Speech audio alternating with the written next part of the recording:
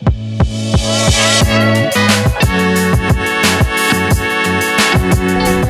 don't know how to go in YouTubers do it. I think I concentrate on this. Welcome to my channel. Hi collective family. So I'm very excited to introduce to you Filah. Filah is a voice coach. He's a musician. He has an extensive career and a very impressive one, from Sauti Sol to Redfourth. Ooh. In fact, I just seen another video he did with Eric Wanaina, and that song is gorgeous. You will need to look him up. Welcome to this season of Collective in the Hood. It's Christmas time, so Merry Christmas. And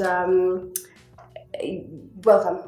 Thank you. So we've all, at least everyone, has seen Redfourth Chorus grace their screens, their churches, their community at some point or the other, and you're the founder. Yes, I'm the founder. Well, we started about maybe in 2016. I had been volunteering in different schools, teaching choirs, but mainly in my school that I studied in Upper Hill School.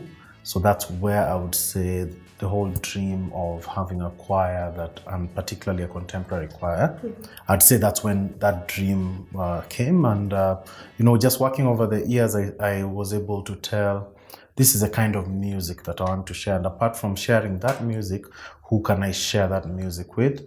And in the process also mentor the next generation of vocalists and eventually all-round musicians. Okay. And speaking of mentoring, you worked with Sauti Sol Generation? Yes. And Sauti Sol themselves as well? And Sauti Sol themselves. Because Sauti Sol, 3 of the members were in Upper Hill School. So they went through that system of us training them, being part of that generational group that was called Voice in the Light.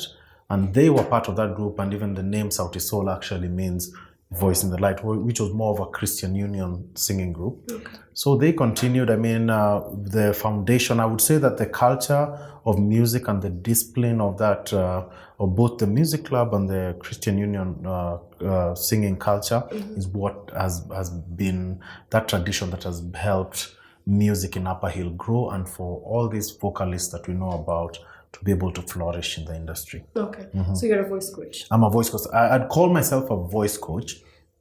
And it's not something that I would say I decided, this is what I wanted to do. I just felt easier. It was easier for me to train someone and to tell them, you'll sound better if you do it this way. Oh, okay. I still have, as a voice coach, I still also take lessons in voice.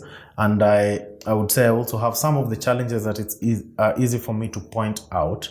I'm still able it's easier for me to give lessons than to follow advice from a teacher. So I'd always wanted to be largely a singer, and I'm still doing a lot of singing, but I would say that I achieved more success in mentoring and training singers. Okay. Yes. So you, as a voice coach, you've worked with Safaricom? Apart from Sauti Sol, we did Sauti Sol, and then I also took up the Soul Generation signees. I've worked with Elani as when they were starting off, and also did a bit of voice coaching. I've done voice coaching for Size 8, for Vivian, quite a number of artists and church groups, school choirs. But now recently is when I joined the Safaricom Choir as the musical director, and also the musical director of PCE Evergreen. Yes. And that's such an impressive resume, considering you started giving free lessons at Arboretum. At Arboretum, I've seen you've done that background check. I started by doing free lessons, but I decided to intentionally do free lessons because I was accepted to Berkeley, and I was even Berkeley College of Music in Boston, and I was even given a scholarship, but it was a partial scholarship. And in such schools, when you're given a partial scholarship, it's still a bit very difficult to be able to make it there. So I was trying to think, how will I be able to learn all the things that I need to learn to become a successful musician? So I intentionally made the decision to, let me teach guys, because I had gotten that experience when I had volunteered at Upper Hill School. I got the experience. I'm actually becoming a better musician by giving lessons, because when I struggle to teach something and I can feel that the choir is not getting it well, the more I keep doing it, the more I get better. And I didn't have money at that time to guarantee that I can finance my education in music. So I was getting first-hand experience. It took more time, or maybe it was a bit more painful, but I would say that's the best system to get real life experience. So I'd say that the volunteering, the doing free work, and I still do it today, to date, and I feel that is what has helped me grow and to be able to get that trust from people who want to further their careers as singers. So that has really helped me. Yes. I think it's really important that you said that, because someone like me really enjoys the aspect of education. I think I'll be just a forever student. Oh, okay. And so for people like me, and I hope I'm not alone with the viewers, I feel like unless I get that education, I can't do it. True. And again, now to be honest, because now comes the balance, because I did too much of now the volunteering and being in the field. I took a pause on the education, because in my mind I said, if I'm not going to Berkeley, I'm not going to another school. So again, you see, someone might think, if you're already in the field, it's okay. But my opinion now, what you've said is true, the education part of it. Now that I went back to school, I realized now there are so many things that, yes, I've learned on the field, but there are so many other things that I skipped and are very important in making me an all-round person in whatever field I'm going to enter. So I believe that the education side of everything is important, both the theoretical part and the practical experience. How many years have you been doing this for? Well, I would say I took music seriously immediately after fourth form. Okay. In high school, we had been doing this because I joined the music club and took music as a subject from the time I entered Form 1. That was in 1999. Then by the time we cleared in 2002, I decided now to take music seriously. And then now since then, to date, we've been doing it. So 2 decades. Yeah, I think it's more than two. It's a long time. Yeah, you see, because recently I was with the guys who I studied with in uni, because I went back to uni to just decide to get my degree and everything. So when we sit in some of the classes, because I'm studying with young guys, and then the lecturer one day asked, "Hey, Tuju, when did you clear high school?" I told him 2002. Those kids were being born in 2002. So they were in shock. But I think that experience again is just amazing to be able to learn and to see the things that were the same with us during our time and what they also have to deal with. It's an amazing experience. So in those over 20 years, yes, I'm sure there's times when you really felt like, where is music really the career for me? Every single day.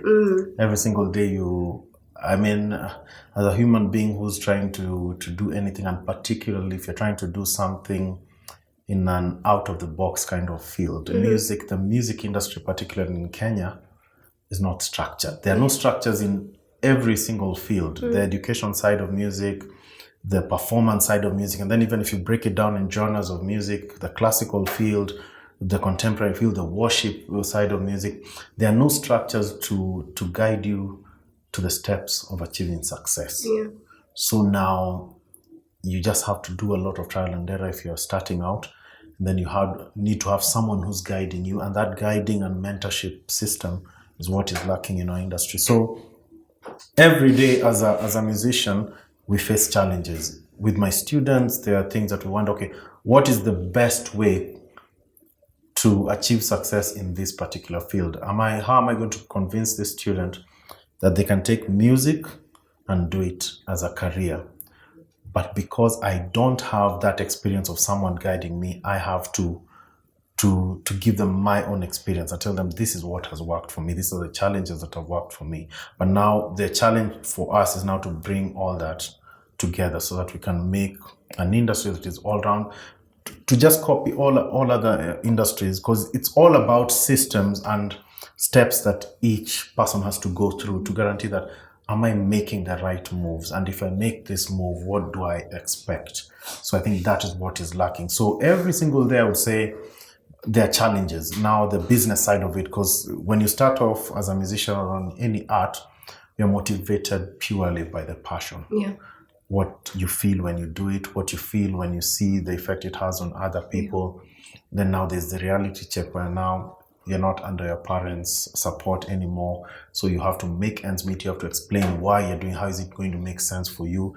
you'll eventually get a family. How do you explain that? So I think that is a challenge. And then sometimes as a human being, you just feel that I'm not getting paid enough when I perform.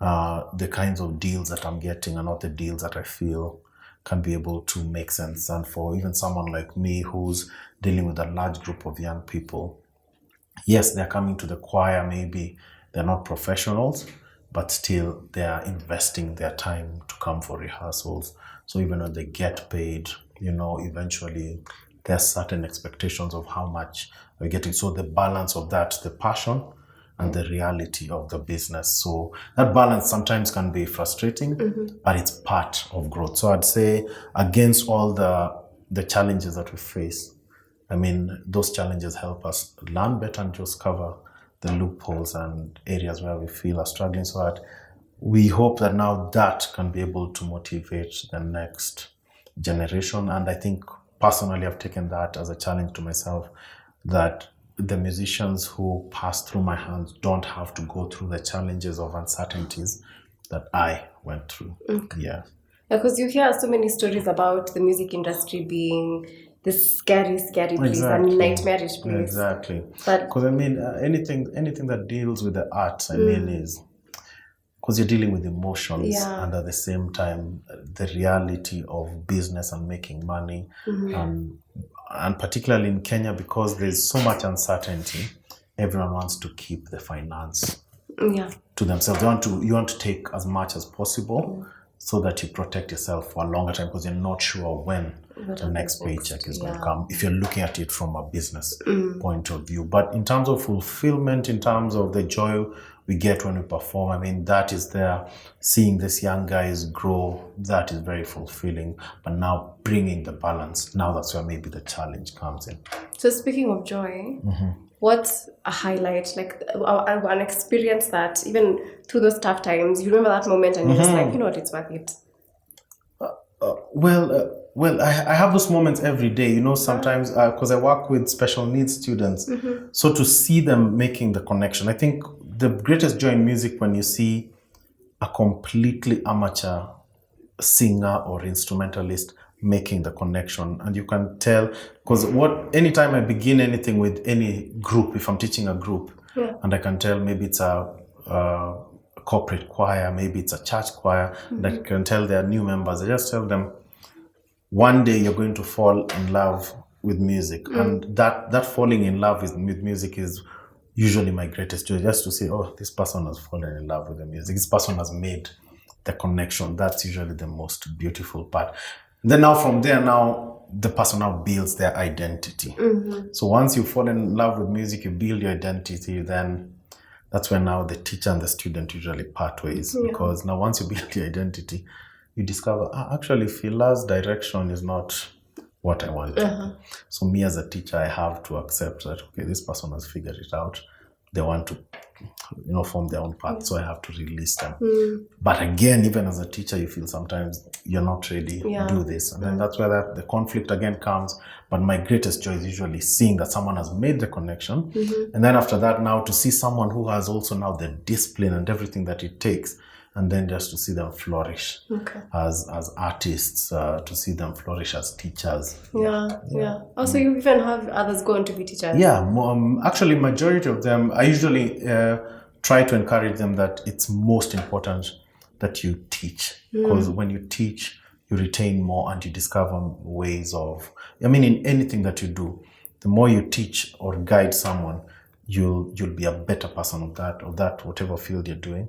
And you'll be able to move on to the next level. It's the only way, in my opinion, that you will be able to move to the next level. Because once you teach and empower everyone around you, then you now look for more. Then you go to that new level where you also have people who are teaching that level. Same thing, you move on. My opinion, that's why I feel success is achieved. And we can even see it rubbing off, because like Sati Soul now have the Soul Generation. They have the Soul Generation, and completely different direction from what I would have expected. I was more into long phrases, long notes, very slow music, and that's how I wanted. When I was trying to paint a picture for what they can achieve, that is what I told them.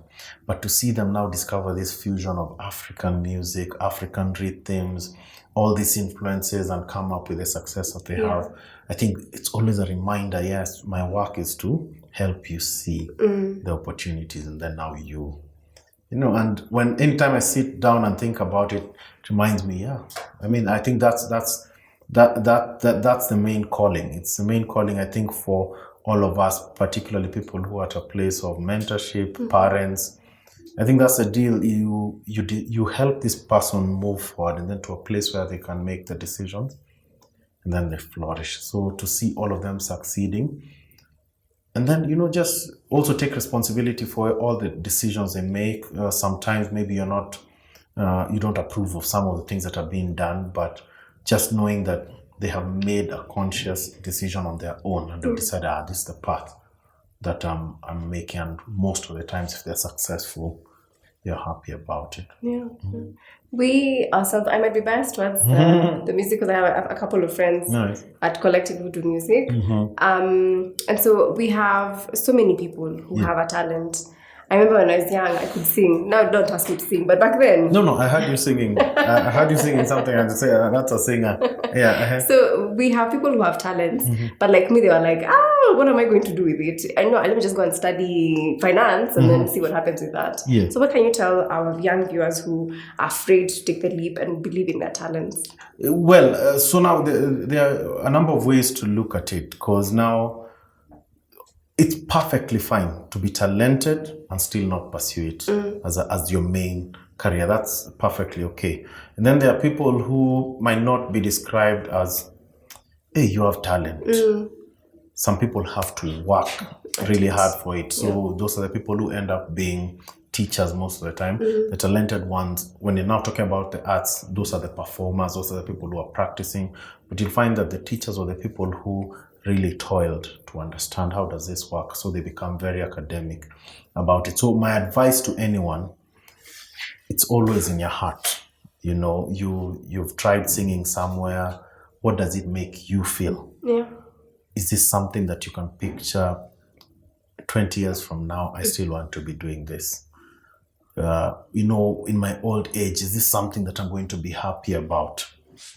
Then that point I would advise, go for it.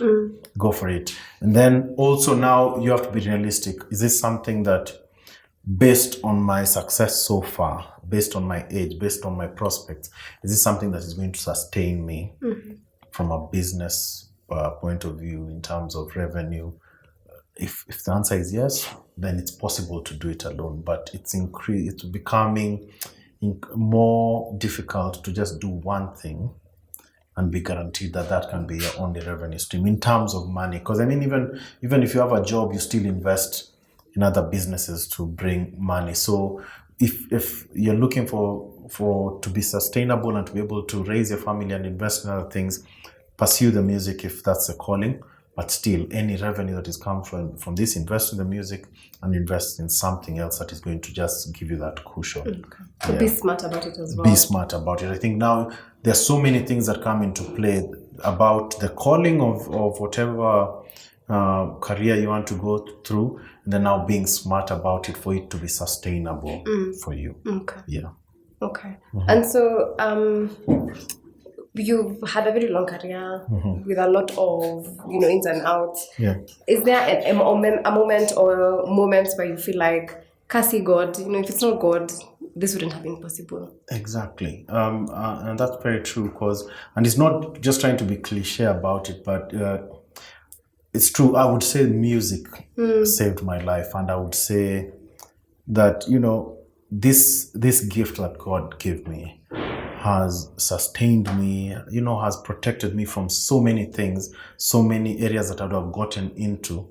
But the music kept me sane. Even in the very tough times, I'd say that this gift has really, personally, it has really, and it has nothing to do with financial success or anything. It's just purely that this makes me feel most alive. When everything is tough, I can come back to my music. When I want to speak about something that I'm going through, something that I'm sad about, something that I'm happy about, it's the music if I want to pray in a certain way, I can be able to pray with the music. In my own way, I can have my conversation with God. And I think music is one of those greatest gifts and responsibilities that God can give to a human being. Yeah, so I look at it as a responsibility first that God has given me, and again a very, very important gift that has really bailed me out of so many situations. Yeah. Hearing how powerful music is in your life really emphasizes how you've shared that with other people. So now people can use music the same way you have. It can save their lives, and at the end of the day, God is getting glory because what you have, the little that you have, you've given, and He's given you more, and you have shared that. Yeah. And that's something we've really seen with leaders that we've spoken to, is that the little that they have, they've really done their best to share, to teach, to mentor. Yes. So, thank you. Thank you. I mean, it's not always. Again, it's just something that I also learned recently. This giving thing. Sometimes you give, and it's also very normal to be discouraged. And I'm thinking this is what any leader goes through, even a pastor. And a pastor, a worship leader, it's very okay to be also discouraged along the way and to feel that, hey, my cup is empty. I really need it refilled. And it's important to have that as part of the equation where now, at what point do I go to be refilled so that I can be able to do this over again? So personally, I'd said, as someone who now works with special needs students and working this whole music thing and mentorship, is that there are those moments where you feel, and it's very okay. Sometimes you feel I'm really helping too many people, but I don't feel I'm getting enough recognition for it. I'm not getting enough thank you for it. It's normal to feel like that, and sometimes just I need to think about this, but still you understand the bigger calling. You're called to, just the same thing that music did to me when I discovered it is what I want to share to many other people. So yes, it's something that we are proud about, and we thank God, and we just hope that we can have that strength to continue, and particularly to pass it on for other people to understand that whole concept of sharing. Okay. So we've come to the segment where I see every one of my interviews just freak out. Considering you're a music arranger, a composer, producer, voice coach, respected musician. So this segment will not be hard for you. Okay. We would like you to sing for us one Christmas carol in the spirit of Christmas. One Christmas carol? Yeah. Nice. So which one? So now, with carols, I know melodies, but I'll always mess on the words somewhere. That's okay. Yeah? It's okay. Okay, so I sing to the guy. Yes. So which one? So let me sing Silent Night. I'm not sure of all the words. All right? Silent night, holy night, all is calm, all is bright, round yon virgin mama and child, holy infant, so tender and mild, sleep in heavenly peace, sleep in heavenly peace. Merry Christmas. Thank you so much. That was amazing. That was better than I expected. So thank you so much for having us. Thank you so much for welcoming us into this space. Thank you. And God bless you. Thank you. And God bless you too. And God bless collective worship. Amen. I mean, I like what Pastor Andere is doing. I mean, he's an inspiration to me, and I've told him that many times.